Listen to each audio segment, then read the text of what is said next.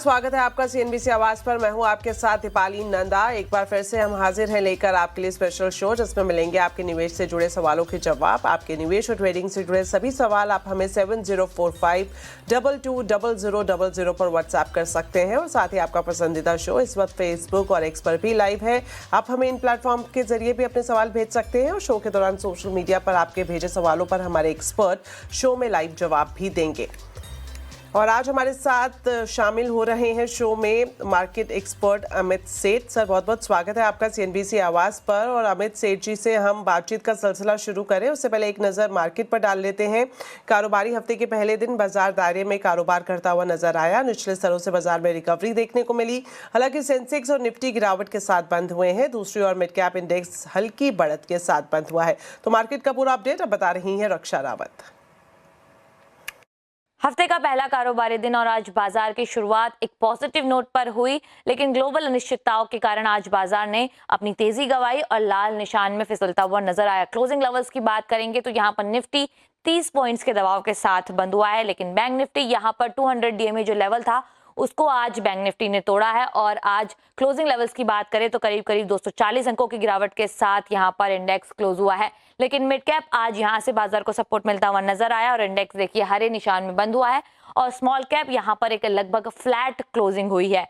लेकिन आज की सेक्टोरियल पिक्चर देख लेते हैं। सेक्टोरियल गेन्स की बात करें तो यहां पर मेटल इंडेक्स आज चमकता हुआ नजर आया। 1.5% से ज्यादा के गेन्स इस सेक्टर में देखने को मिले और कैपिटल मार्केट भी आज बाजार का साथ देता हुआ नजर आया। इसके अलावा रियलिटी, एनर्जी, आईटी और ऑयल एंड गैस, इन सभी सेक्टर से बाजार को सपोर्ट मिला। लेकिन आज की सेक्टोरल लूजर्स की बात करें तो यहां पर डिफेंस काउंटर फिसलते हुए नजर आए। इंडेक्स देखिए 1% नीचे बंद हुआ है। इसके अलावा पीएसयू बैंक ने भी आज बाजार का सपोर्ट नहीं किया। इसके अलावा फाइनेंशियल, कैपिटल गुड और फार्मा, ये सारे इंडेक्स रहे जिन्होंने आज बाजार का साथ नहीं दिया। लेकिन आज के निफ्टी 50 के गेनर्स की बात कर लेते हैं, यानी निफ्टी 50 को कौन से शेयर्स ने सपोर्ट किया। उसमें मेटल पैक देखिए यहां से 3 काउंटर आपको देखने को मिलेंगे। जेएसडब्ल्यू स्टील देखिए 2.5% के गेंस देखने को मिले। हिंडाल्को 2% से ज्यादा की तेजी। इसके अलावा टाटा स्टील में भी 2% की तेजी आज देखने को मिली। एचसीएल टेक ये भी निफ्टी के गेनर्स में आज शामिल हुआ। लेकिन निफ्टी के लूजर्स की बात कर लेते हैं, यानी आज निफ्टी को ड्रैग किसने किया तो यहाँ पर एसबीआई लाइफ देखिए 2% नीचे बंद हुआ ये काउंटर। इसके अलावा अदानी पोर्ट्स में भी करीब करीब 1.5% का डाउनसाइड देखने को मिला। इसके अलावा बजाज ट्विंस भी आज निफ्टी के टॉप लूजर में शामिल रहे। तो बाजार अच्छा था, काफी अच्छी शुरुआत हुई, लेकिन यहाँ पर दिन के दौरान फिसलता हुआ नजर आया। चलिए, मार्केट अपडेट के बाद अब नजर डाल लेते हैं बड़े निवेशकों के सौदों पर। एफआईज की खरीदारी का आंकड़ा सामने आया है और ये नंबर है 1181 करोड़ से ज्यादा का। वहीं डीआईज भी खरीदारी करते हुए नजर आए हैं और ये नंबर है 2493 करोड़ से ज्यादा। चलिए, तो बात हो गई सोमवार की। अब तैयारी करते हैं मंगलवार की। मंगलवार को मार्केट में किस तरह का ट्रेंड देखने को मिल सकता है जानते हैं हमारे एक्सपर्ट से। तो अमित जी, मंगलवार के बाजार से क्या एक्सपेक्ट करना चाहिए? जी, good evening Deepali ji and good evening to all the viewers. Deepali ji, Nifty की अगर हम पर्टिकुलरली बात करें तो पिछले कुछ दिनों से यहाँ पे थोड़ा सा साइडवेज टू नेगेटिव मोमेंटम रहा है। अच्छी बात यह है कि पिछले 2-3 दिनों में निफ्टी ने एक सपोर्ट लिया 24,100 में और वहां से थोड़ी रिकवरी दिखाने की कोशिश की है। तो 24,100 रिमेन्स आर मेक और ब्रेक लेवल। अगर वो टूटता है तो दिक्कतें यहाँ पे बढ़ सकती हैं। हैविंग सेड दैट, थोड़ा बहुत हमने रिकवरी देखी है, बट अगर हम इंट्राडे मूवमेंट की बात करें तो मार्केट थोड़ा सा ड्रैग डाउन कर रहा है पिछले 2 दिनों से। 24,350 जहां पे लगभग हमारा 200 MA that is the crucial resistance, उसके ऊपर निकलेगा तो फिर लगेगा कि अब यहाँ पे मूड मॉल ठीक है और बाजार थोड़ा सा ऊपर जाने के लिए तैयार है। तो इन द मीनवाइल एकदम टाइट रेंज बाउंड मार्केट है। 24,100 सपोर्ट है और 24,300 is sort of a resistance. तो क्योंकि निफ्टी काफी अच्छे खासे सपोर्ट के पास है तो अभी भी हम बाय ऑन डिप की रणनीति रखेंगे। कोई भी डिप आए 40-50 पॉइंट का तो उसे बाय करना चाहिए। स्टॉप लॉस हम लगभग 24,100 का रखेंगे। 100-150 पॉइंट की अगर इंट्राडे बढ़त हमें मिले नीचे के लेवल से तो वहां पे मुनाफा बांधना चाहिए। सिमिलरली निफ्टी बैंक की अगर बात करें तो ये भी क्रूशियल मूविंग एवरेजेस के सपोर्ट पे है। यहाँ पे भी मोमेंटम थोड़ा सा लैकिंग है। बात जैसे एसबीआई में हमने गिरावट देखी, ICICI bank which was looking promising लेकिन उसने कुछ परफॉर्म नहीं किया। तो यहाँ पे भी मेक और ब्रेक लेवल्स 57,000 के है। जब तक 57,000 इंटैक्ट है बाय ऑन डिप की रणनीति करनी चाहिए, बट ओवरऑल थोड़ा सा मोमेंटम मार्केट में मिसिंग है। सर, कोई स्पेसिफिक स्टॉक्स जहां पर मंगलवार को खरीदारी की सलाह आपकी तरफ से? जी देखिए, रियल एस्टेट सेक्टर काफी अच्छा लग रहा है। रियल्टी यहाँ पे रिसेंटली 1-1.5 महीने पहले हमने एक स्ट्रॉन्ग अप ट्रेंड देखा था उसके बाद ये सेक्टर थोड़ा सा पुल बैक मोड में चला गया था। मोस्ट ऑफ द स्टॉक्स में चार्ट्स देख के ये लग रहा है कि पुल बैक इज कंप्लीट और ये ट्रेंड रिजम्पशन के लिए रेडी है। तो यहाँ पे गोदरेज प्रॉपर्टीज की अगर हम बात करें तो यहाँ पे जो पुल बैक आया, स्टॉक ने लगभग 50 डेमा में एक अच्छा सपोर्ट बनाया और आज के सत्र में ऑलमोस्ट इसने वंस अगेन 10 और 20 डेमा क्रॉस किया। ये स्टॉक अच्छी खासी रेजिलियंस दिखा रहा है इंट्राडे में भी। कोई भी मार्केट में गिरावट आती है तो भी गोदरेज प्रॉपर्टीज एक अच्छा अपना लेवल होल्ड कर रहा है, तो इसे बाय करना है। 2020 का स्टॉप लॉस रहेगा और टारगेट्स रहेंगे 2080 के। ऑल राइट, तो गोदरेज प्रॉपर्टीज में आपको खरीदारी की सलाह यहाँ पर दी गई है। 2040 के दाम पर आप खरीदे और टारगेट यहाँ पर रखें 2080 का और यहाँ पर स्टॉप लॉस लगाएं 2020 का। चलिए, तो बात हो गई मंगलवार को किस तरह की स्ट्रैटेजी आपको अपनानी चाहिए। और अब हमारे साथ कॉलर जुड़ना शुरू हो गए हैं। पहले कॉलर हमारे साथ हैं जयपुर से दयाराम। सर, स्वागत है आपका CNBC आवाज पर, पूछिए अपना सवाल। नमस्ते मैडम। जी नमस्ते। मेरे पास केनरा बैंक के 1100 शेयर 135 के भाव के हैं और गोदरेज फिलिप्स के 3758 के भाव के हैं 25 शेयर, और काफी टाइम से है। मुझे क्या करना चाहिए, और रोकना चाहिए या निकल जाना चाहिए? सर, एक आपने कैनरा बैंक बताया और दूसरा आपने दोबारा से दोहराइए। गोदरेज फिलिप्स 2758 के भाव से। ऑल राइट, तो सर लंबे वक्त से होल्ड करा हुआ है इन्होंने। कैनरा बैंक पर अगर हम बात करें तो इनके पास 1100 शेयर्स हैं, 135 का इनका भाव रहा है। अभी प्रति शेयर 7 रुपए के आसपास इनको नुकसान हो रहा है। क्या राय आपकी तरफ से? जी देखिए, PSU बैंक्स बीच बीच में स्ट्रेंथ जरूर दिखाते हैं, रिकवरी की कोशिश कर रहे हैं। ऑल्दो अगर कैनरा बैंक के कंपैरिजन में हम दूसरे PSU बैंक्स देखें तो वहां पे स्ट्रेंथ थोड़ी सी ज्यादा है। बट अगर पर्टिकुलरली कैनरा बैंक की बात करें तो वीकली चार्ट्स पे 120 122 एक स्ट्रॉन्ग सपोर्ट है। स्टॉक पिछले 3-4 महीना से इन्हीं लेवल्स पे सपोर्ट लेके कंसोलिडेट कर रहा है। एक फॉलिंग ट्रेंड लाइन का रेजिस्टेंस लगभग 135 के आसपास आता है, तो 135 के ऊपर निकलेगा तो may be will see positive traction यहाँ पे। तो इसे होल्ड करने की सलाह है बिकॉज 122 का एक अच्छा सपोर्ट है और पिछले कुछ महीनों से स्टॉक ये लेवल होल्ड कर रहा है। तो 122 का स्टॉप लॉस लगाए और इसे होल्ड करें। मोमेंटम यहाँ पे तब मिलेगा आपको जब स्टॉक 135 क्रॉस करेगा। दूसरा स्टॉक आपने कहा गॉडफ्रे फिलिप्स। देखिए, गॉडफ्रे फिलिप्स भी एक लंबे समय से करेक्शन मोड में है। Stock 200 day exponential moving average के नीचे ट्रेड कर रहा है। एक करेक्शन के बाद ये थोड़ा सा साइडवेज मोड में चला गया जहां पे सपोर्ट हमारा 2000 के आसपास आता है और 2350 के आसपास रेजिस्टेंस आता है, तो ये दायरे में स्टॉक कंसोलिडेट कर रहा है। देखिए, ओवरऑल मोमेंटम यहाँ पे वीक है। जब भी स्टॉक 200 डेमा टच कर रहा है वहां से वापस हम सेल ऑफ देखते हैं और जो भी गेन्स ये करता है वो गिव अप कर जाता है। तो कोई भी राइज आए जहां पे आपका लॉस कम हो तो यहाँ से निकलने की कोशिश करें। ऑल राइट, तो कैनरा बैंक में आप बने रह सकते हैं। वहीं गॉडफ्रे फिलिप की बात करें तो यहाँ पर अगर आपको सही मौका मिलता है तो आप यहाँ से एग्जिट कर लें। बढ़ते हैं आगे। अब हमारे साथ हैदराबाद से अंकिता कुमारी जुड़ गई हैं। बहुत बहुत स्वागत है आपका अंकिता, पूछिए अपना सवाल। हेलो मैम जी, मेरे 2 क्वेश्चन है सर। पहले मेरे पास MCX के 10 क्वांटिटी के शेयर हैं अप्रॉक्स 3400 प्राइस पे, और दूसरा मेरे पास टाइटन का शेयर है 80 शेयर 5124। वो मैंने रिसेंटली लिया था, लेकिन उसके बाद टाटा ग्रुप के सारे शेयर नेक्स्ट पे डाउन हो गए। तो मेरा टाइम हॉरिजन 1 से 3 मंथ्स का है। तो I just want to know what should I do? Should I hold, exit? All right, तो 1 से 3 महीने का इनका नजरिया है। MCX के इनके पास 10 शेयर है, 3400 का इनका भाव रहा है। वही टाइटन में भी आपकी राय जानना चाह रहे हैं सर। अगले 1 से 3 महीने के बीच में किस तरह की पोजीशन यहाँ पर आप देख रहे हैं?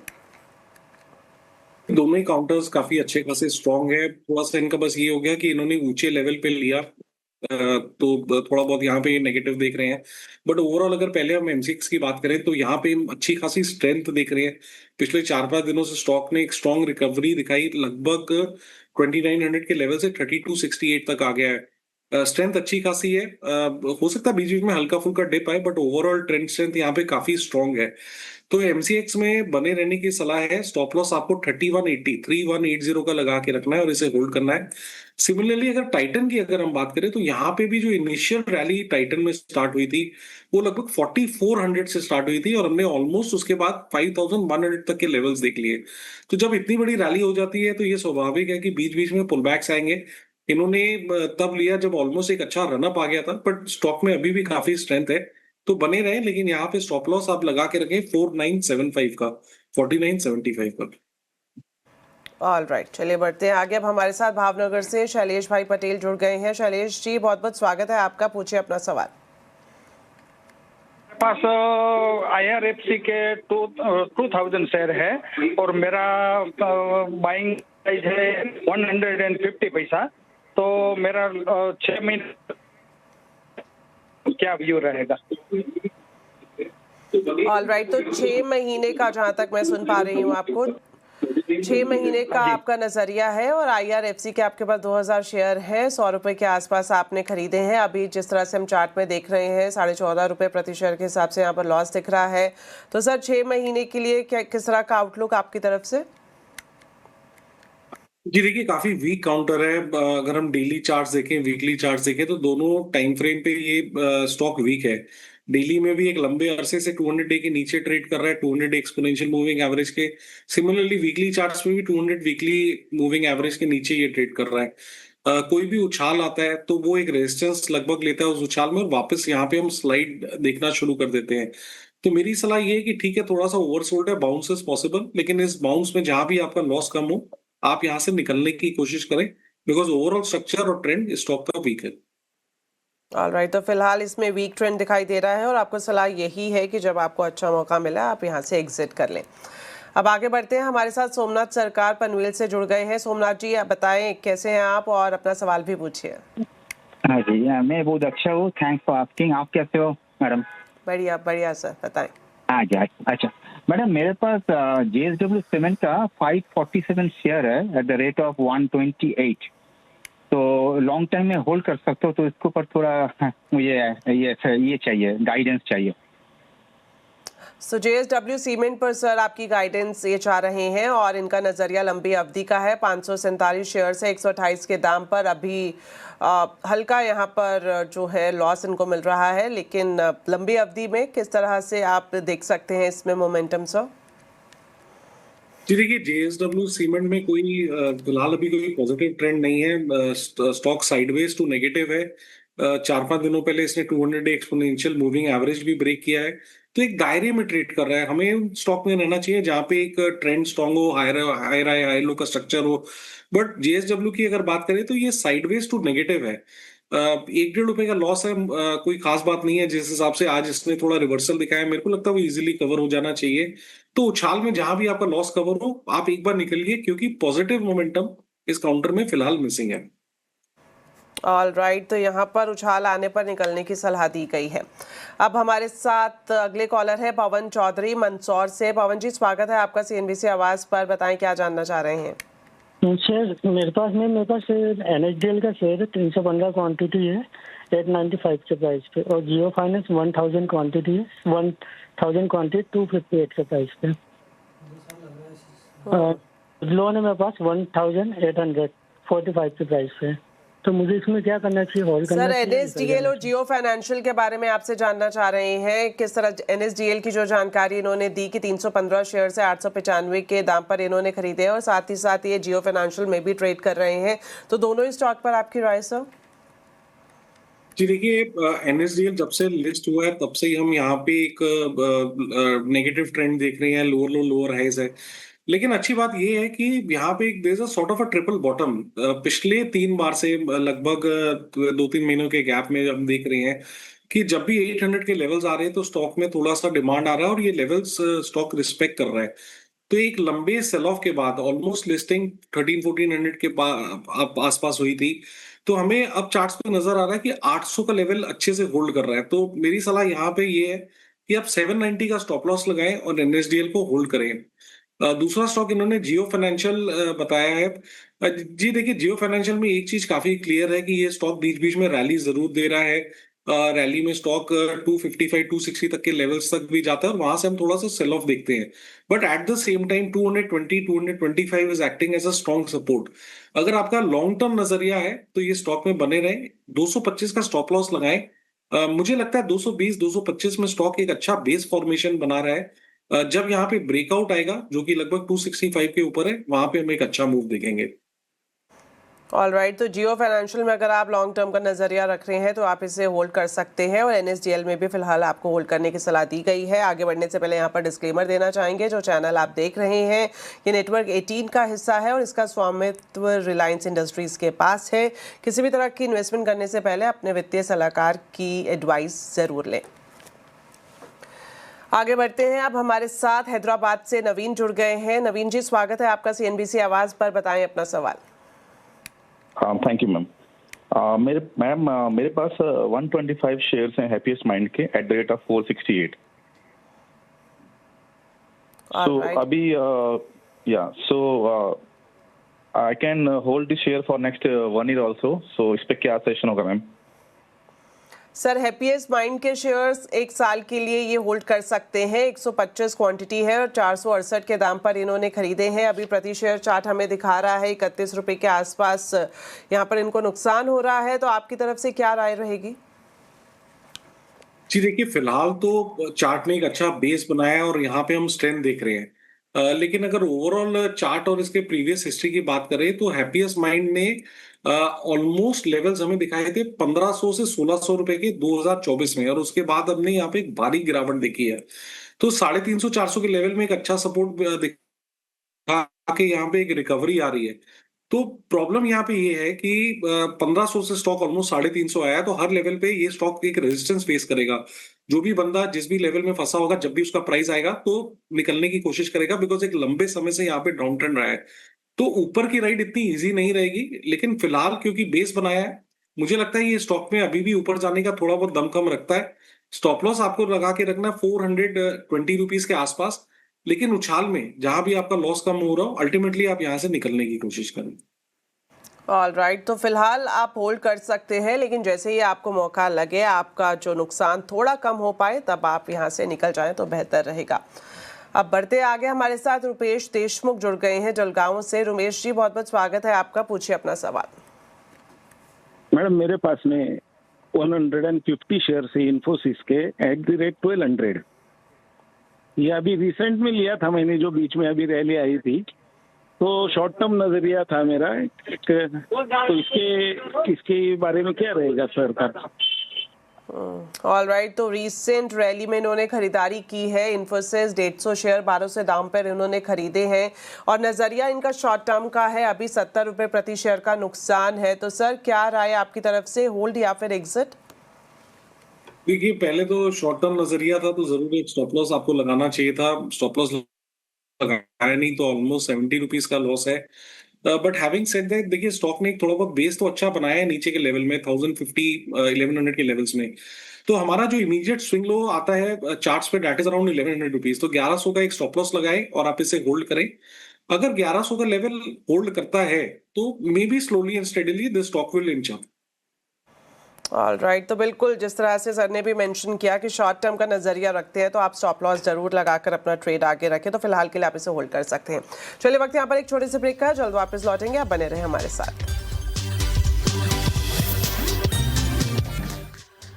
ब्रेक के बाद आपका एक बार फिर से स्वागत है हमारे स्पेशल शो में, जहां मिलते हैं आपके ट्रेडिंग से जुड़े सभी सवालों के जवाब। और आज हमारे साथ शो में मौजूद है मार्केट एक्सपर्ट अमित सेठ, और अब हमारे साथ कुछ और कॉलर्स भी जुड़ना शुरू हो गए हैं। अगले कॉलर हमारे साथ है मनीष शुक्ला कानपुर से। मनीष जी, स्वागत है आपका, पूछिए अपना सवाल। मैडम, मेरे पास HDFC बैंक के 100 शेयर हैं एट द रेट 219 और हिंदुस्तान यूनिलीवर HUL के 40 शेयर हैं एट द रेट 2323। तो दोनों पे राय चाहूंगा, क्या मैं HDFC बैंक में अभी बना रहूं या मैं उससे एग्जिट करूं, या HUL में क्या करूं मैं? ऑलराइट, तो HDFC बैंक और HUL पर आपकी राय जानना चाह रहे हैं। HDFC बैंक के 100 शेयर से 219 का इनका भाव रहा है और HUL के 40 शेयर से 2323 के दाम पर इन्होंने खरीदे हैं। HDFC बैंक की बात करें तो यहाँ पर 509 रुपये से ज़्यादा का इनको प्रॉफिट भी हो रहा है। तो सर, सबसे पहले HDFC बैंक की बात करें तो क्या इन्हें बने रहना चाहिए और एड ऑन करने की गुंजाइश यहाँ पर रखनी चाहिए? जी, डेफिनेटली बने रहे। HDFC बैंक में एक लंबे समय से इनका निवेश है। ये बात अलग है कि पिछले 1.5-2 साल से ये 1.5 साल से HDFC बैंक अपने पीयर ग्रुप्स को, बाकी प्राइवेट सेक्टर बैंक्स को टेक्निकली अंडर परफॉर्म कर रहा है। यहाँ पे हम परफॉर्मेंस नहीं देख रहे हैं, but at the same time 700 is a good support. Relative strength weak है, but 700 is a good support. तो 700 का स्टॉप लॉस लगा के आप इसे होल्ड करें। 800 का एक रेजिस्टेंस है, तो पिछले कुछ दिनों से हम देख रहे हैं कि दायरा बेसिकली कंसोलिडेशन का यही है, नीचे 710 720 और ऊपर 800, तो बने रहे with a stop loss of 700। Basically ये स्टॉक कंसोलिडेशन मोड में है। दूसरा आपने कहा हिंदुस्तान यूनिलीवर, तो देखिए ये स्टॉक भी मार्केट्स को अंडर परफॉर्म कर रहा है एक लंबे अरसे से, लेकिन जो लेवल्स अभी हम चार्ट्स पे देख रहे हैं, ये यहाँ पे किसका स्ट्रॉन्ग वीकली सपोर्ट आता है। तो अब जब स्टॉक ऑलमोस्ट सपोर्ट पे आ गया तो यहाँ पे सलाह नहीं है इन लेवल्स पे एग्जिट करने की। एक आप 1950 1950 का थोड़ा सा डीप स्टॉप लॉस लगाएं और इसको होल्ड करें। राइट, तो दोनों ही स्टॉक्स में आपको होल्ड करने की सलाह दी गई है। अब आगे बढ़ते हैं, हैदराबाद से रहीम हमारे साथ जुड़ गए हैं। रहीम जी, बहुत बहुत स्वागत है आपका CNBC आवाज पर। बताएं क्या जानना चाह रहे हैं। जी मैडम, गुड मॉर्निंग। देखिए मैडम, मेरे पास यूको बैंक के 2500 शेयर है एट द रेट ऑफ 2680। तो उसमें मैं क्या उसमें बने रहूं या फिर उसमें कुछ ऐड करूं क्या शेयर, या फिर और कुछ और मशवरा दीजिए। सर, यूको बैंक पर आपकी राय जानना चाह रहे हैं। 2500 की क्वांटिटी है, 2600 के आसपास इनका खरीदारी का भाव रहा है, तो क्या राय रहेगी? अभी किस तरह से दिख रहे हैं नंबर्स? जी देखिए, टेक्निकली अगर हम पूरे सेक्टर को देखें तो यहाँ पे रिलेटिव स्ट्रेंथ सबसे वीक है। बेसिकली स्टॉक कुछ कर नहीं रहा है, हम ये भी नहीं कह सकते कि नेगेटिव ट्रेंड में, बट जो इसमें करेक्शन आया उसके बाद ये एक दायरे में अटक गया है। नीचे अगर हम देखें तो 23 24 और ऊपर 26 27 में रेजिस्टेंस ले रहा है। तो why should be remain in a stock जो कि एक अपने सेक्टर का ही अंडर परफॉर्मर है और कुछ कर नहीं रहा है। मुझे नहीं लगता है कि यहाँ पे जो इनका ₹1 का लॉस है वो कवर नहीं होगा। तो जैसे ही कवर हो तो मेरी सलाह तो ये है कि आप निकल जाएं, क्योंकि यहाँ पे कोई मोमेंटम नहीं है और रिलेटिव स्ट्रेंथ भी स्टॉक की वीक है। मामूली नुकसान इस वक्त दिख रहा है, लेकिन जैसे ही ये कवर हो आप इससे निकल जाएं तो बेहतर रहेगा। अब कुछ SMS ले लेते हैं। हमें SMS के जरिए विद्याधर पावस्कर जी ने अपनी एक क्वेरी भेजी है और ये टाटा पावर के बारे में पूछना चाह रहे हैं। सर, इनके पास टाटा पावर के 500 शेयर्स हैं, 380 का इनका भाव रहा है खरीदारी का, और ये अगले 1 से 6 महीने तक इसको होल्ड कर सकते हैं। तो आपकी तरफ से क्या सलाह रहेगी? जी देखिए, पूरा सेक्टर में ही अभी स्ट्रेंथ नहीं है। This sector is not in favour अभी टेक्निकली। टाटा पावर की बात करें, एनटीपीसी की बात करें तो ये साइडवेज है। टाटा पावर भी 200 EMA के नीचे ट्रेड कर रहा है, लेकिन पिछले 1-1.5 महीने का चार्ट देखे और वीकली चार्ट्स देखे तो बेसिकली ये कंसोलिडेट कर रहा है। नीचे में कंसोलिडेशन सपोर्ट लेवल 360 365 के आसपास है और ऊपर 396 के आसपास रेजिस्टेंस लेता है। तो जब तक ये स्टॉक क्लोजिंग बेसिस में 400 405 के ऊपर नहीं निकलेगा, मुझे लगता है यहाँ पे कंसोलिडेशन मोड में रहेगा। सपोर्ट लगभग 365 के आसपास आता है, तो 365 का स्टॉप लॉस लगाएं और आप इसे होल्ड करें। इनफैक्ट अगर आपके ₹8 कवर होते हैं तो यहाँ से निकलने की कोशिश करें। ऑलराइट, तो यहाँ पर 365 का स्टॉप लॉस लगाकर आप फिलहाल होल्ड कर सकते हैं और जैसे ही आपका नुकसान पूरा हो आप यहाँ से निकल जाएं। चलिए, अब एक और SMS ले लेते हैं। सूरत से मनोज जी ने मझगांव डॉक के बारे में सर ये आपसे जानना चाह रहे हैं। इनके पास जो शेयर्स है वो 206 हैं और ₹72.5 इनका दाम रहा है खरीदारी का, और ये जानना चाह रहे हैं शॉर्ट टर्म में किस तरह से ये स्टॉक जो है हमें मूवमेंट करता हुआ दिख सकता है। छोटी अवधि का इनका नजरिया है। जी डेफिनेटली छोटी अवधि का तो नजरिया नहीं है। ये लॉन्ग टर्म इन्वेस्टर है। ₹72 में इन्होंने लिया है। स्टॉक ऑलमोस्ट 2500 के लेवल्स पे है, तो दैट मीन्स है कि लंबे समय से इसे होल्ड कर रहे हैं। But having said that, defence sector में हम थोड़ा बहुत अभी अच्छा ट्रैक्शन देख रहे हैं, including Mazagon dock. Mazagon dock एक लंबे समय के बाद अच्छे वॉल्यूम से 200 EMA के ऊपर आया। पिछले 5-7 दिनों से कंसोलिडेट जरूर कर रहा है, बट एक स्ट्रॉन्ग सपोर्ट इसका 2480 के आसपास आता है। तो जब तक 2480 के लेवल्स इंटैक्ट है, मेरे हिसाब से आपको इस स्टॉक में बने रहना चाहिए। ऑलराइट, तो यहाँ पर भी बने रहने की सलाह आपको दी गई है। सर, वक्त कम बचा है, जाने से पहले आप कुछ डिस्क्लेमर देना चाहेंगे? जी, जितने भी स्टॉक्स इस शो में डिस्कस हुए हैं, मेरी उसमें कोई पर्सनल पोजीशन नहीं है। राइट, तो sir thank you so much आज हमारे साथ शो में जुड़ने के लिए, और साथ ही साथ हमारे दर्शकों का भी बहुत बहुत धन्यवाद। इसी तरह से आप अपने ट्रेडिंग से जुड़े सवाल हमें भेजते रहें, और हमेशा की तरह हमारी कोशिश रहेगी आपके सवालों का जवाब हम अपने एक्सपर्ट से लें शो के दौरान। फिलहाल के लिए इजाजत दें, नमस्कार।